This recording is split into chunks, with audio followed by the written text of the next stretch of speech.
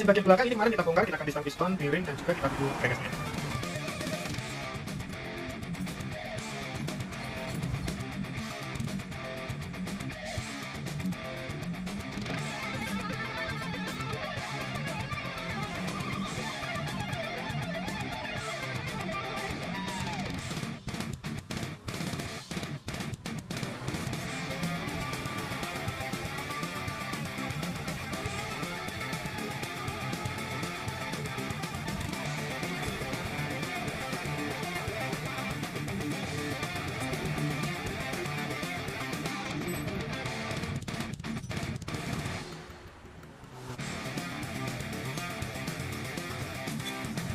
Oke, untuk coakannya ini kita perbaiki dulu karena ini nggak pas. Nah, ini coakan bawaan piston.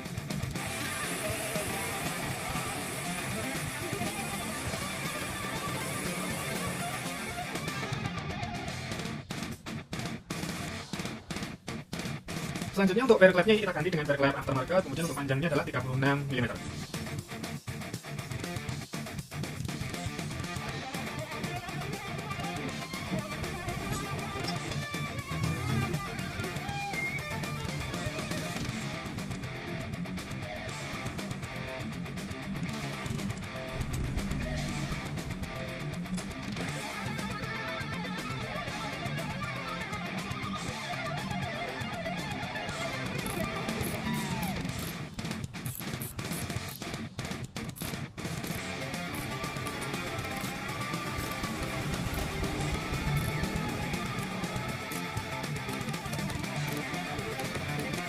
Nah, ternyata untuk gigi sentriknya ini beda, dan letak perbedaannya adalah di lubang bagian tengah ini.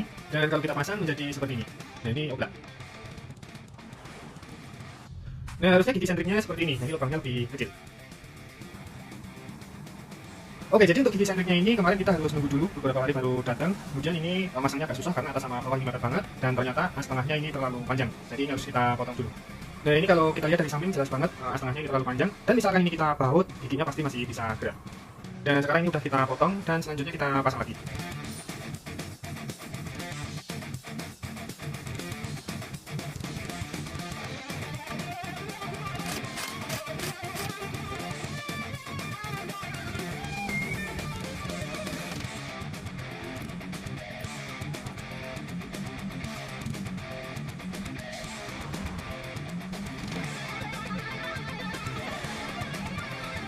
Oke, jadi setelah kita dial panasnya ini ternyata jauh dari perkiraan. Nah, untuk angka besarnya ini hampir 70, kemudian untuk angka-angka kecilnya cuma sekitar 20. Nah, ini kalau kita paksa kita pasang, kemungkinan jauh dari kata maksimal.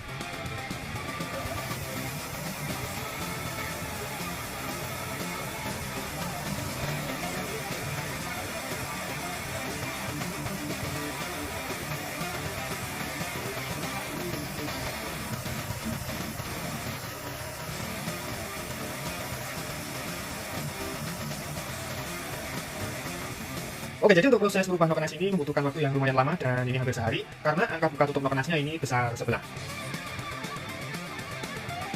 Oke, meskipun untuk angka durasinya ini nggak sesuai dengan target karena faktor bahan yang terbatas, tapi ini sudah mendekati, dan untuk durasinya ini 255 derajat.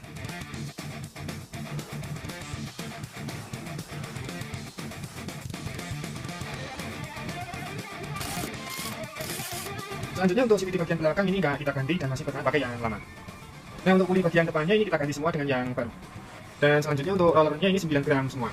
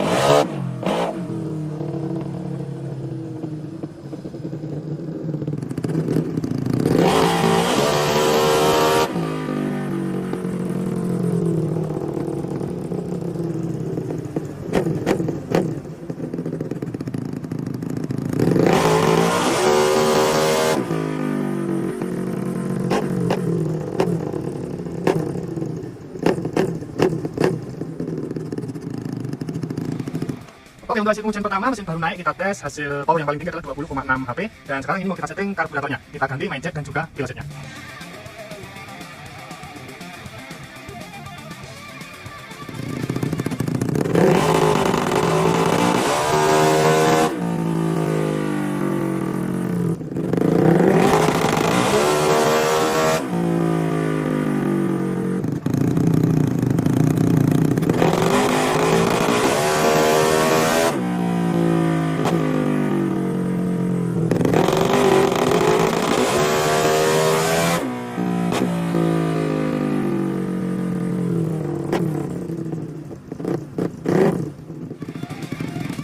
Oke, setelah kita ganti main jack dan juga pilot jetnya, ini powernya langsung drastis naik menjadi 23 HP, tapi putaran bawahnya berbeda. Jadi ini kita setting ulang lagi.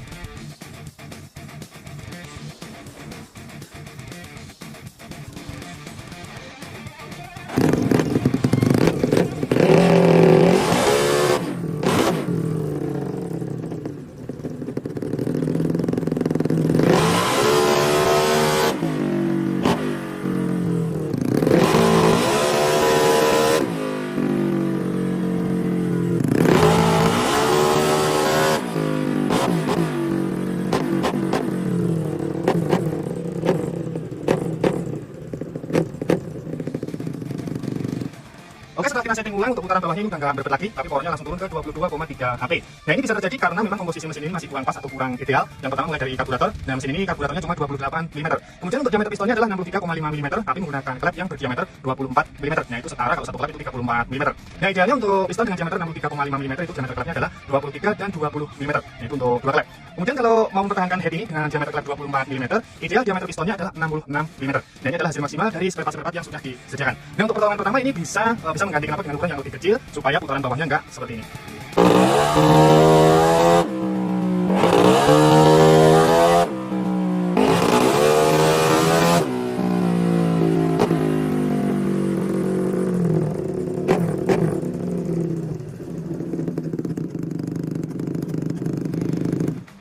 Oke, jadi karena masih penasaran, akhirnya kita otak-atik lagi karburatornya mulai dari spoiler sampai jarum sekapnya, dan power maksimal yang kita dapat adalah 24,1 HP. Jadi ada kemungkinan selain dengan mengganti knalpot, yaitu dengan mengganti karburator yang ukurannya lebih besar dari yang sekarang. Karena mesin ini membutuhkan debit bahan bakar yang lebih banyak, dan contohnya ini main jet semakin besar, powernya semakin tinggi juga, tapi juga membutuhkan debit udara yang lebih banyak. Dan tujuannya adalah memperbaiki putaran bawahnya. Kemudian nanti kalau misalkan diganti knalpot dan juga karburator, itu tidak menjamin powernya langsung naik drastis, tapi kemungkinan besar jauh lebih nyaman dari yang sekarang.